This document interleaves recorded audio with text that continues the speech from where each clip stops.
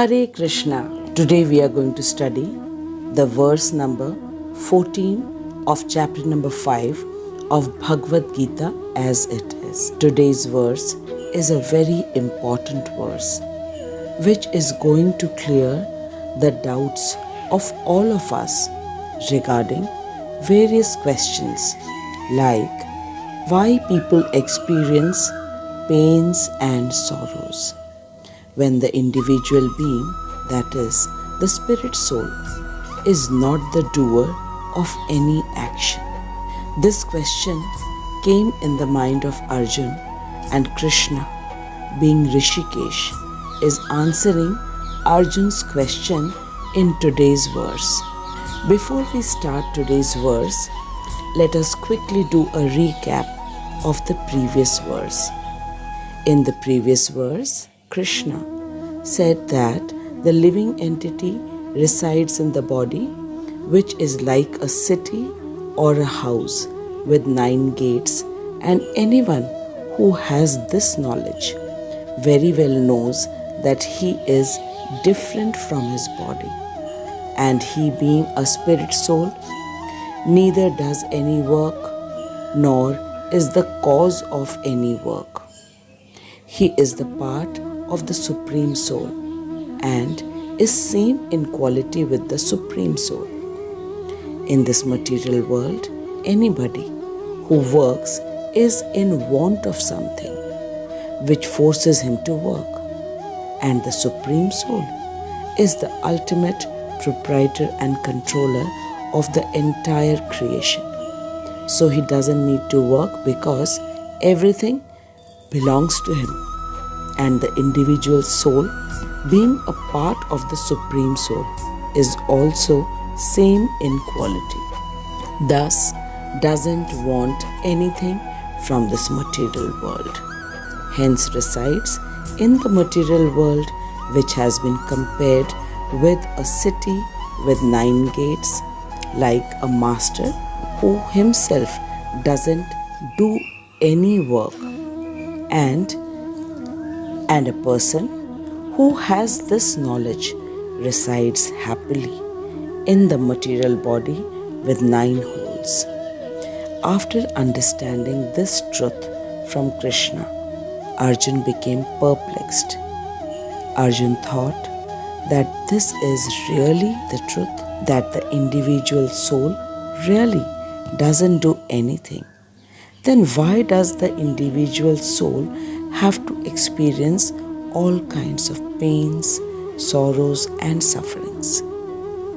Then a second thought came in the mind of Arjun, that nothing happens in this material world without the sanction of the Supreme Lord. Then it seemed to Arjun as if the Supreme Lord forces the individual living entity to do a work and then punishes him for his actions. For a moment, it appeared to Arjun as if the Supreme Lord is partial, biased and cruel.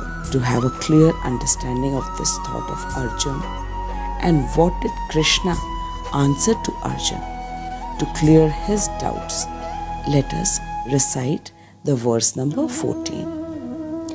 न कर्तृत्वं न कर्माणि लोकस्य सृजति प्रभुः न कर्मफलं संयोगं स्वभावस्तु प्रवर्तते न कर्तृत्वं न कर्माणि लोकस्य सृजति प्रभुः न कर्मफलं संयोगं स्वभावस्तु प्रवर्तते न कर्तृत्वं न कर्माणि लोकस्य सृजति प्रभुः न कर्मफलं संयोगं स्वभावस्तु प्रवर्तते.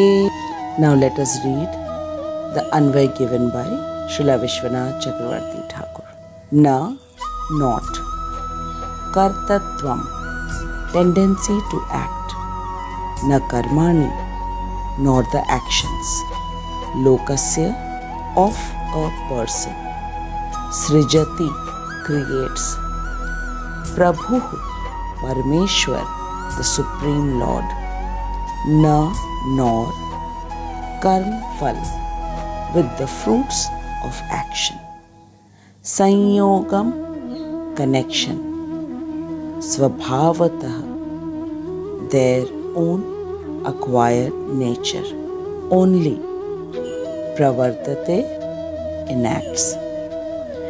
The Supreme Lord has neither created the individual's tendency to act, nor the actions themselves, nor the resultant fruits. All this is performed by their acquired nature, the nature impelled by the ignorance or illusion that has covered them since time immemorial.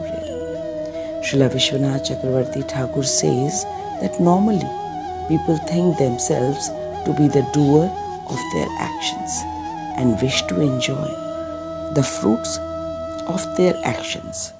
But in reality is something different.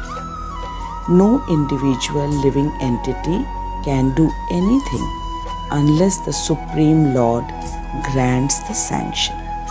So, if the Jeev, that is the living entity, has no implicit tendency to act as a doer, then it would seem that the Supreme has created this tendency and forced it upon him. If this is the case, then it means that the Supreme Lord carries the defect of being partial and without mercy, because the individual living entity cannot do any action without the sanction of the Supreme Lord.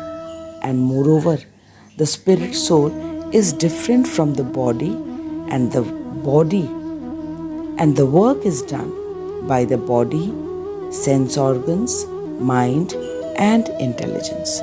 So it appears that the Supreme Lord makes the individual do work, and thereafter he makes him suffer the reactions of his actions.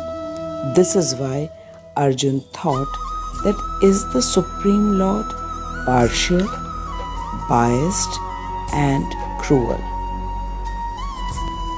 In answer to this, Krishna says, Na kartatvam, which means no, no, no.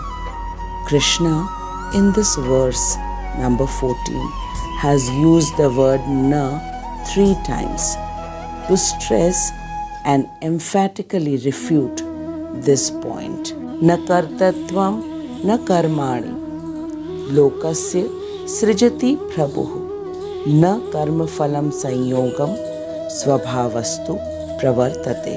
Krishna says that neither he has created the consciousness of being the doer, nor has he created the karma in the form of the prescribed duties, nor the result of those prescribed duties, which is sense enjoyment.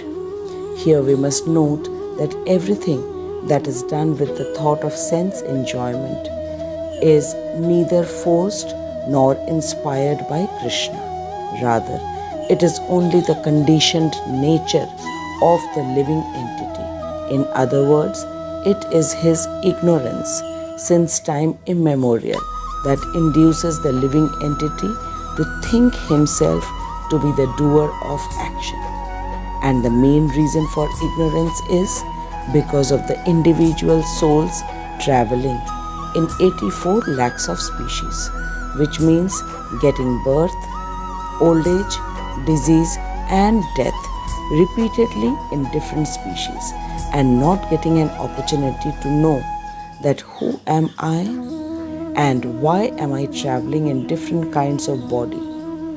In Bhavishya Puran and in Govind Bhashya, it is stated that it is only according to the living entity's impressions from the last birth and the past actions that Sri Vishnu engages him in the mundane activities. And Sri Vishnu is not to be blamed for the individual's work and the result of the work, because the work that is chosen by the individual solely depends on the nature of the individual, which he has acquired from the last many births. This is why the individual is facing all kinds of sadness and sorrows. Now let us read Srila Prabhupada's purport and understand this very important verse very nicely. Srila Prabhupada ki jai, Anant Koti Vaishnavon ki jai. Srila Prabhupada says that the living entity is one in nature with the Supreme Lord, distinguished from matter, which is an other nature, and it is called the inferior nature of the Lord. Somehow, the superior nature, the living entity, has been in contact with material nature since time immemorial. The temporary body or the material dwelling place which he obtains is the cause of varieties of activities and their resultant reactions. Srila Prabhupada says that living in such a conditional atmosphere, one suffers the results of the activities of the body by identifying himself in ignorance with the body. Prabhupada says that it is the ignorance acquired from time immemorial that is the cause of all bodily sufferings and distress. And as soon as the living entity becomes aloof from the activities of the body, he becomes free from the reactions as well. Prabhupada says that as long as he is in the city of body, he appears to be the master of it, but actually he is neither its proprietor nor controller of its actions and reactions. The individual living entity is simply in the midst of the material ocean, struggling for existence, and the waves of the ocean are tossing him, and he has no control over them. His best solution is to get out of the water by accepting transcendental Krishna consciousness, and that alone will save him from all kinds of turmoils. In the previous verse, we came to know that the living being, who is actually a spirit soul, which is a part and parcel of Krishna, lives in a body with 9 holes, and Krishna has compared this body with 9 holes with a city or a house with 9 gates or doors and windows. Prabhupada says that as long as the living being is in the city of body, he appears to be the master of it, but actually he is neither its proprietor nor controller of its actions and reactions. Let's understand what Srila Prabhupada is explaining to us. Srila Prabhupada says that the living entity thinks himself to be the master of his body, but actually he is neither its proprietor nor controller. It means that if the living entity would have been the real master, then he would have been the eternal proprietor of the body, and the body, mind, senses, and intelligence should have been in his control. But in reality, the living entity leaves his body and enters into another body. So he is not the eternal proprietor, and the body, mind, and senses are also not in his control. This is why Srila Prabhupada says that the living entity thinks himself to be the master, but in actuality he is not. Srila Prabhupada says that the living entity is simply in the midst of the material ocean, struggling for existence. The material ocean is the ocean of pains and sufferings, which is due to the endless cycle of birth, old age, disease, and death. Srila Prabhupada says that these are the four common problems which is faced by every living entity. And the struggle for existence means that the soul, after leaving a body, has to accept another body, and the next body depends on the actions of the last birth. This is such a sorrowful state for continuously accepting one body after other and going through the painful process of birth and death. The question came in the mind of Arjun that why does the living entity have to go through so much of pains and sorrow when he is actually the non-doer of any action? Arjun thought very deeply about it, that the spirit soul actually does nothing, and only the body, which is a combination of 5 knowledge acquiring senses and 5 working organs, along with the mind, ego and intelligence, does every action. Then why the living entity has to face sorrow and sadness when he does nothing and is completely aloof from the body, mind and intelligence? Arjun thought that Krishna has himself said, no work is done by the living entity, and if anyone thinks himself to be the doer of his action, is an ignorant and bewildered soul. Now Arjun is perplexed.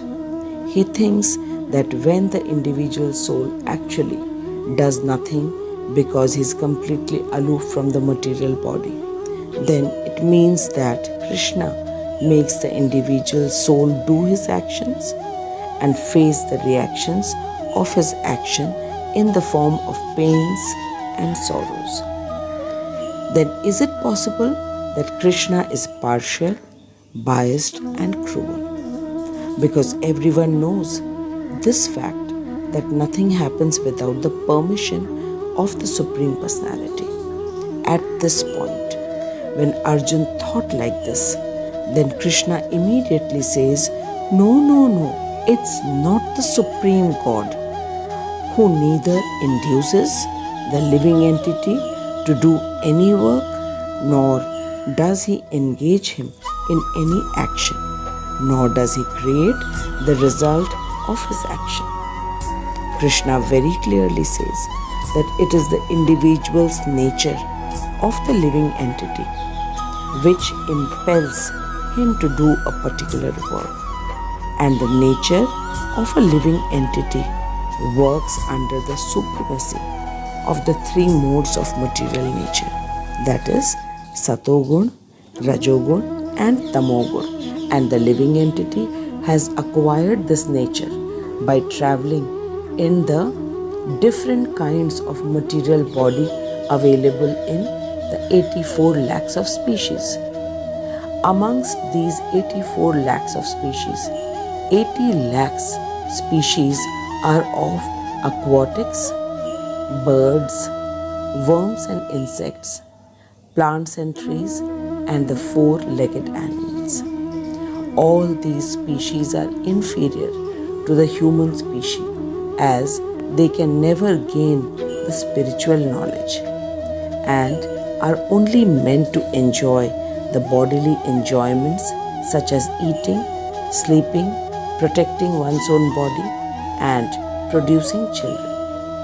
And the human being is only expected to gain the spiritual knowledge and inquire about who is God, who is He Himself, what is His relationship with God, and what is material nature, and what is karma. But very rarely an individual living entity inquires about these questions.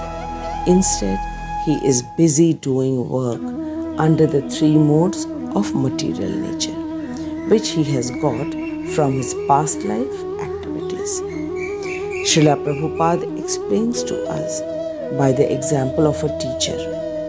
Prabhupada says that a teacher teaches all the children equally in the class, but all the children do not get same marks and grades because it completely depends on the nature of the students.